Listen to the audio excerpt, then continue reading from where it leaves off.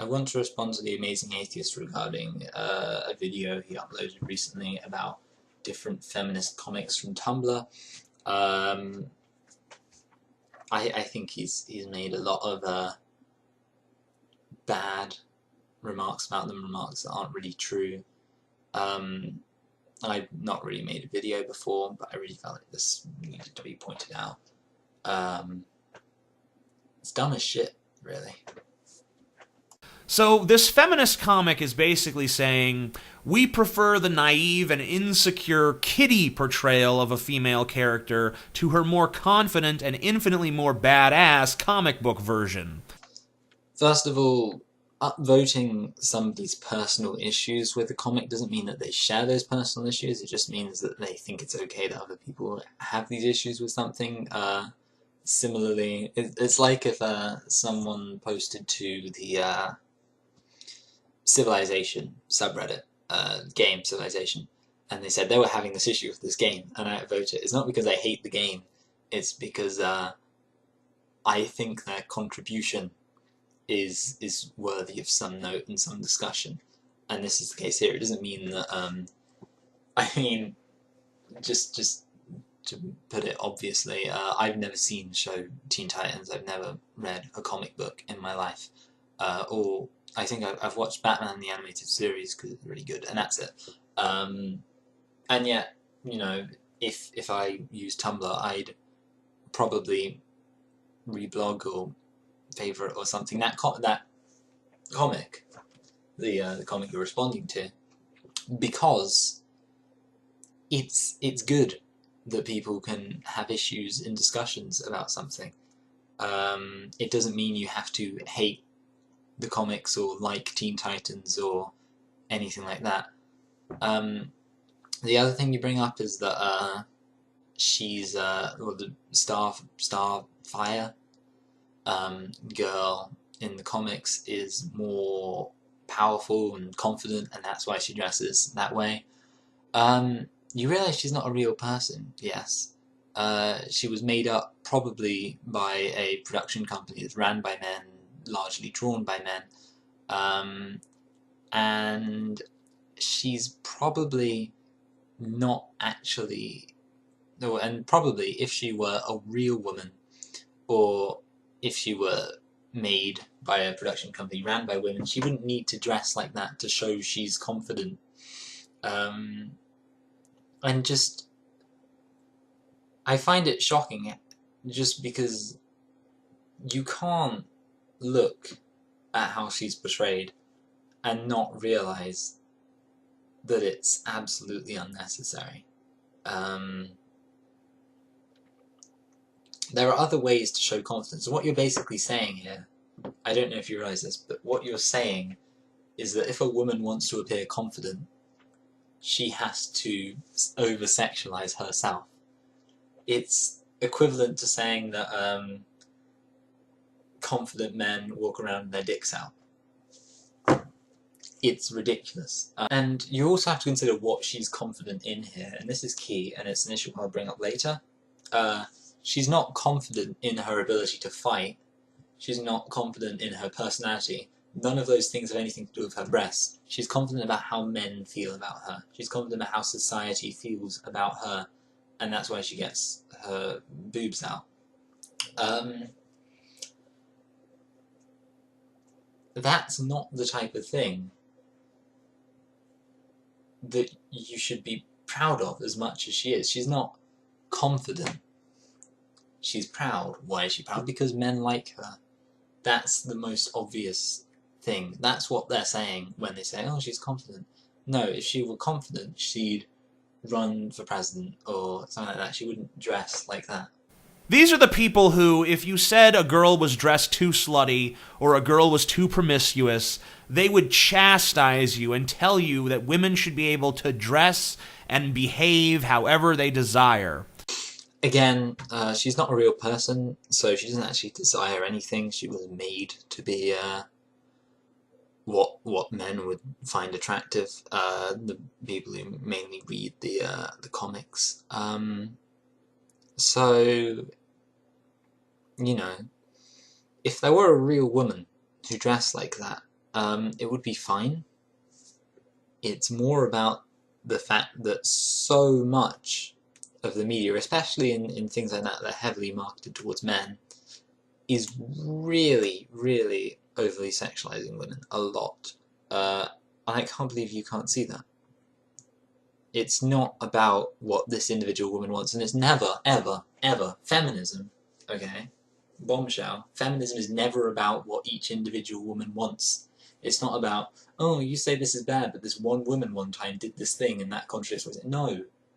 If one woman wants to be a housewife, that's fine. That's got nothing to do with feminism. Feminism is about what we as a society are taught about women and how we're taught to view them and how we teach men to view them. That's what feminism is about.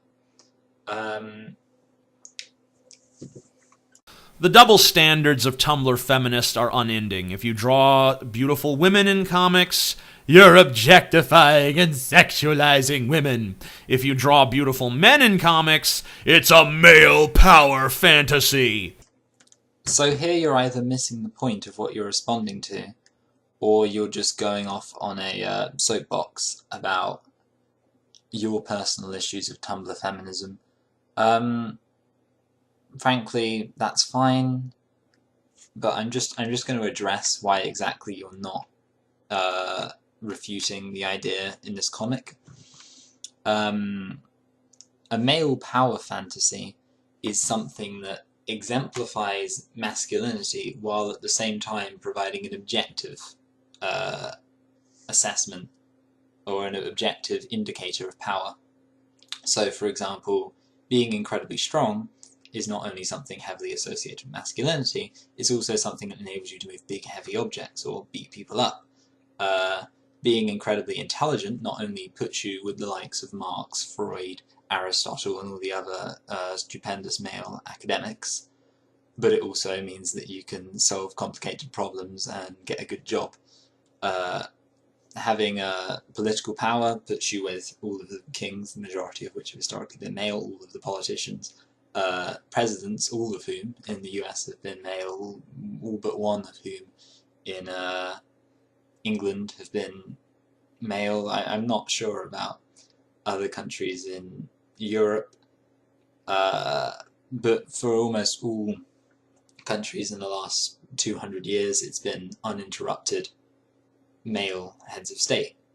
And, obviously, someone with political power can use legislative authority to assert control over other people.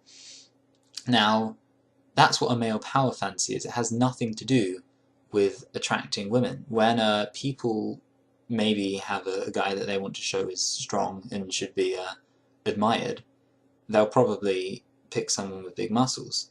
But this isn't because they're trying to attract women. It's because they want to show that this guy fits into our assessment of what a powerful person should look like. Now, it may be that women find this attractive, and that's to be expected, but they don't just find it attractive. The reason why strong arms or nice abs are attractive is because they provide an actual benefit for the person. The reason why political power is attractive is because it provides a benefit for the person. The reason why intelligence is attractive is because it provides a benefit for the person. Having big boobs doesn't provide a benefit. A woman who is attractive, who is included in a comic for the sake of being attractive, doesn't have anything else to offer simply based on the fact she's attractive.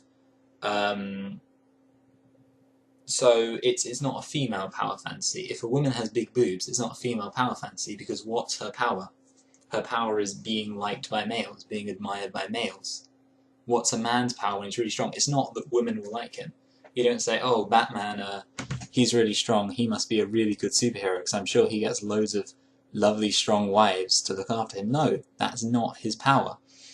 And then there are two things you're probably going to say to this. The first thing you're going to say is probably that, well, big boobs and a nice bum do indicate something. It indicates that the woman is healthy, it indicates the woman is well fed. That doesn't really solve the problem, though, because it still means that what makes a man attractive is being really strong, really powerful, really smart, funny, wonderful. What makes a woman attractive is being alive. That's all having lots of food means you're alive, that you live in a healthy country. So no, you can't suggest that what men see as attractive in women is an indication of what women ought to pursue in life. The other thing that you're probably going to say is that the sexualization of women, especially comic book heroes, isn't bad because they have power beyond their sexualization.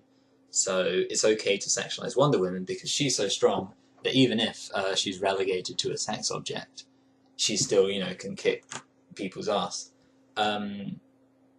Which is true to some extent, but it doesn't remove the issue of the sexual objectification. At best, the presentation of women as powerful in comic books works in spite of that obvious sexualization, not because of it. And I think that's the difference. It's about what complements the other thing. So in the case of men, in the case of superheroes, Clark Kent or Superman is really, really strong, and that tells you two things, or rather it tells you one thing and then it has an additional implication. It tells you he's really, really strong and powerful and should be admired, and it's probably a reason why some women are attracted to him. And yes, I do agree, by the way, that not every woman is not attracted to muscly guys. And she didn't say, by the way, I have to point this out, you seem to think that that the lady in the comic, I don't know if it was drawn by a lady or not, but the lady in the comic implied that no women find muscly men attractive. She didn't say that. She said it has nothing to do with what women find attractive.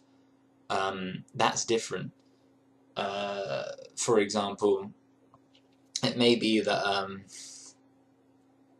that I get a red door, and it turns out that everyone in my neighborhood loves red. And someone's going to be, wow, why were you just trying to satisfy everyone in your neighborhood? And I would say it has nothing to do with what the people in my neighborhood want. That doesn't mean that the people in my neighborhood don't like red. It just means my decision to make my door red was independent of the people in my neighborhood. And the same applies here. Just because women like muscly men, it doesn't mean this decision was because women like men. The decision was because they wanted to make Superman look powerful. And I think that's that. The other issue to address is your soapboxing about feminism. As I say, you really haven't addressed the argument made in the comic. You've just missed the point. But I will address what you've said about feminism in general because I think it's interesting. Just like if a man hits a woman, it's abuse. If a woman hits a man, it's a joke. It's not widely held by feminists that men being beaten up is a joke. And I think you could probably find some inconsistency. One particular example I think might be, and this isn't a specific example, it's just a general example, might be an instance where a woman says that she slapped a guy for saying something sexist. And I'm sure that lots of women or feminists would say, oh, you go, girl, and they think it was good. But that's probably a lapse in their social consciousness. And everyone has a lapse in their social consciousness where they do things. I think people often talk about cognitive dissonance as if it's this horrible thing that displays immediately that someone's a massive hypocrite. Everyone has cognitive dissonance simply because of the way our minds work. Sometimes we have emotional reactions to things that contravene our intellectual beliefs. And I think if you sat most feminists down and simply said, is the domestic abuse or random abuse of men good or bad? Majority of them would say it's bad. I would like to think that most of them would say that it's as bad at least in the individual instances, not necessarily as a sociological phenomenon, because there might be differences in the rates at which they occur, I don't know, but it's as bad as hitting women. The only difference being that perhaps women are less strong than men for the most part. So, I've been slapped by a girl before, and obviously I think that was bad, but I'm not going to tell someone who's been punched in the face by a guy, a woman who's been punched in the face by a guy, that it was the same simply because the intent was the same. You might argue it's a double standard, but if a really weak guy punches a girl or slaps a girl, then it's not as bad as if a really strong guy does it, simply because of the effects on the victim. Do I think that I need the help that's being currently directed at female victims of domestic violence? And the answer is no. Now, does that mean I think all men don't need help? No. But just thinking of my immediate friends, do I think, and their girlfriends, do I think that any of them need help if their partner is domestically abusive? Probably not. I think they could all end them. I think the majority of, just to reflect morbidly, the majority of couples I know, the man could probably kill the woman with their bare hands. So it's just how it is. It's like saying that, we have a couple of earthquakes in England. That doesn't mean that it's a double standard, that our tiny earthquakes aren't treated the same as Japan's massive earthquakes. If a woman doesn't shave her armpits, she's liberated. If a man doesn't shave his face the way she likes, then he's a neckbeard. I don't know that a woman is automatically liberated just because she didn't shave her armpits. It's more about, a woman can make an informed decision that she wants to shave her armpits. The same way that there are men who shave their armpits. And that's, I don't think anyone would consider it sexist that men shave their armpits. And the same way people wouldn't consider it sexist if women do shave their armpits. It depends on the pretense for it. If a woman doesn't shave her armpits because she has been told by society that she's ugly, categorically, unless she spends a considerable amount of time removing hair from her body. Hair has every right to be there, and she has every right to have on her. Then yeah, if she rejects that idea, she's liberated. Now if a woman shaves herself because she wants to feel good looking, or she wants to feel how she considers to be good looking, then that's also fine, and that can also be a sign of empowerment and liberation.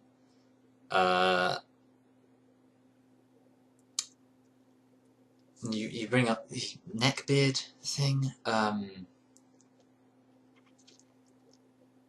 It's just a bit sad, really, because you're a neckbeard, and it's like,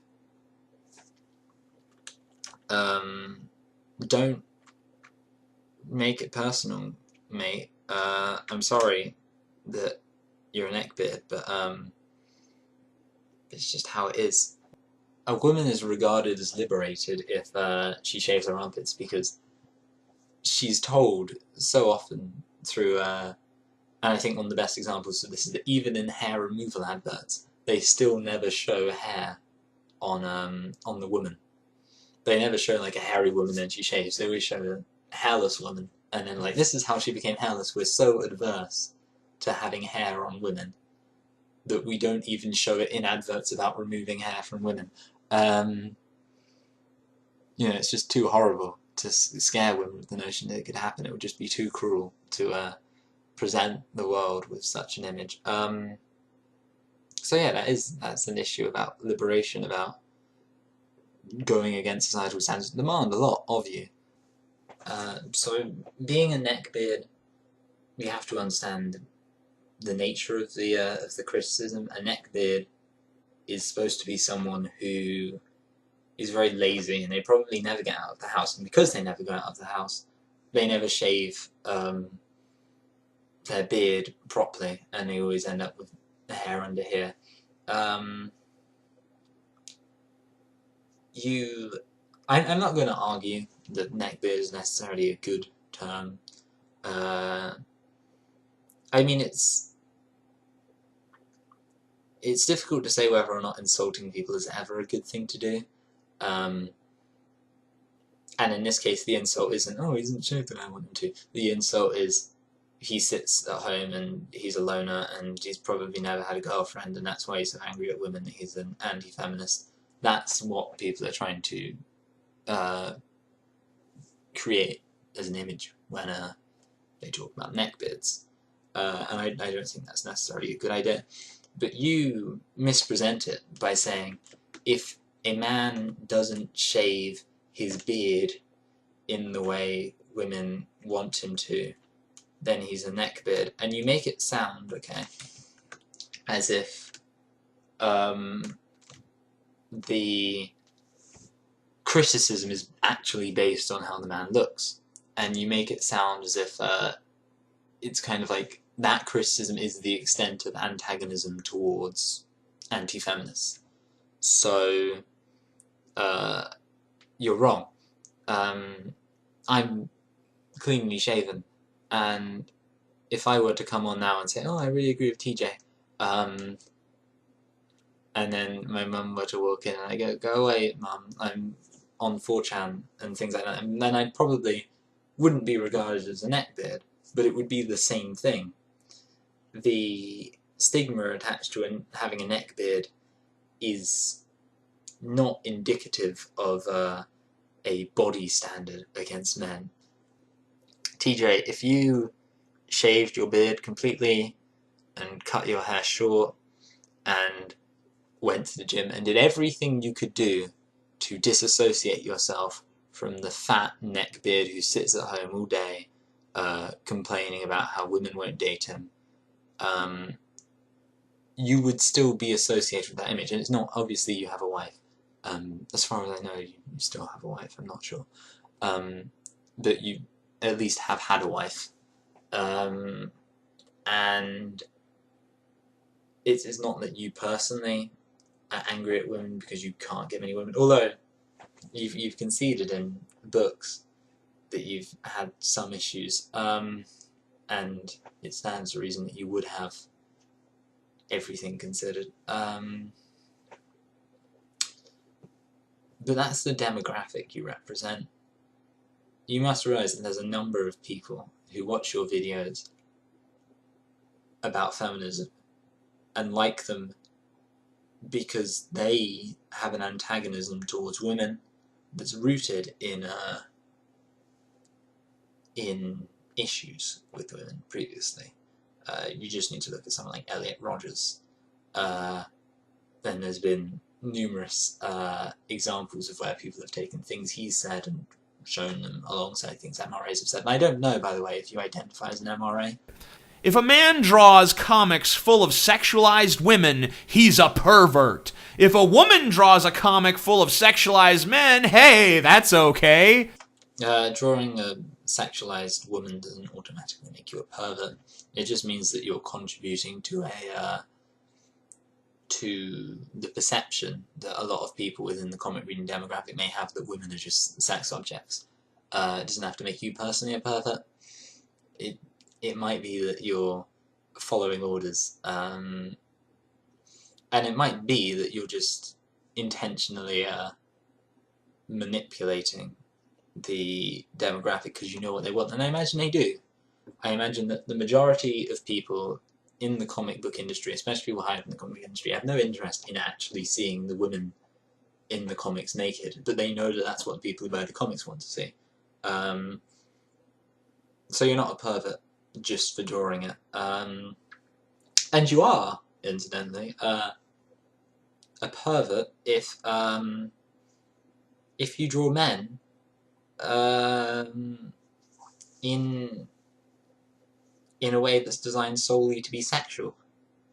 And the trouble there, I talked about power fantasies and the idea that sexualizing men in a way that glorifies men isn't really much of an insult. You know, sexualizing a man with a big penis, or sexualizing a man with, well, maybe not a big penis, sexualizing a man with lots of confidence, or sexualizing a man with lots of intelligence, or sexualizing a man with lots of power, or sexualizing a man with lots of muscles, or sexualizing a man who takes a lot of care of himself and has lots of money and buys expensive clothes. Those are all not necessarily fine, because they contribute to toxic masculinity and things like that, but they inspire men to be better, as opposed to the sexualization of women, which inspires women to be sexualized. But it's possible to sexualize men in such a way that isn't as empowering. I think a grey area would be penis size, because on the one hand, the argument I made about women implies that it's wrong to sexualize people in a way that just has to do with them being sexual. It doesn't have to do with any sort of actual exterior skill. And I would say, yeah, I say it's a grey area. I say it's a grey area because I'm sure other people disagree with me, but I would say it's wrong to sexualize big penises, whether you're a woman or a man. It's wrong to, I would say, feminize men, and portray that as attractive, because what you're then doing is you're, you know, applying the exact same problem that affects women. If you draw sort of a weak boy and say, oh, isn't he cute, I love him, then that's actually quite bad, because you're basically saying that to be sexual or attractive, a boy has to be weak and dependent, which is, you know, what's said about women. You don't want that. Rarely, I think, do you actually see this complete sexualization. There's always something else to it, like, oh, the boy's funny, or oh, the boy's clever, or he's really, really kind. And those are all good attributes, and those are attributes that I would say almost should be sexualized. I don't know if it has to be sexualized, but desired. If a girl draws a comic of a guy who has all of those attributes, all of them, even including the masculine attributes, and then they're kind and funny and all of that, then that's good. And I'd be like, good, yeah, you should like men who achieve, the same way men should like women who achieve.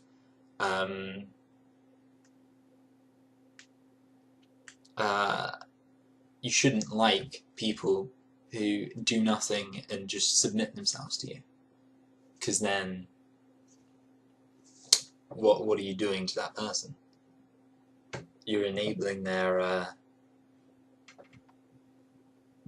stagnation, and that's what we're doing as a society when we say to women, all you have to do is be sexual. If you've got a good pair of boobs, then that's it. Don't get a job, don't be clever, don't be funny, don't be interesting. You've got a pair of boobs, and, you know, women in the comics, that's all they need to be sexual. They may be strong, but that's not the sexual aspect of them. You know, if you dated a woman who looked like Wonder Woman, who didn't have the superpowers, it wouldn't make a difference to you.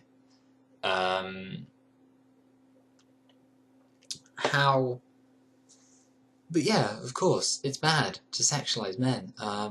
Again, I don't know how much I can say about what Tumblr believes, but you're not going to find many feminists say, yeah, sexualizing men's great. No. Let's talk about the real reason you want to cover up these female bodies, feminists. You don't want young boys and men ogling their big tits. Admittedly, the comic you're responding to is rather stupid and doesn't actually address an actual feminist issue. You know, feminist issues don't involve physics or dress mechanics. But then, at the same time, it's just as ridiculous for you to spend time responding to it. This comic was clearly supposed to just be a fun comic. You know, like, there's the scene in The Incredibles where they're talking about why they don't have capes, and it's showing all the superheroes getting killed because of having capes. And then at the end, there's the big joke where, spoiler, spoiler is the antagonist dies because he's wearing a cape. That's the big joke. This is also a big joke. It's not supposed to make you this angry. Let's go to Costume Express and take a look at these slutty costumes that little girls are being encouraged to wear. The girls aren't actually being encouraged to wear the costumes themselves. They see other girls wearing them, and then that's where they get the idea from. That's really obvious, and you should have known that. It's got nothing to do with actually marketing the sexualized stuff to little girls directly. It's got to do with marketing it to the teenage girls, and then the young girls see it, and then that's how the young girls think teenage girls should wear it, and then the problem's self-perpetuating. It's got nothing to do with whether or not it's actually going to the young girls, because girls look up to their elders. That's how society works.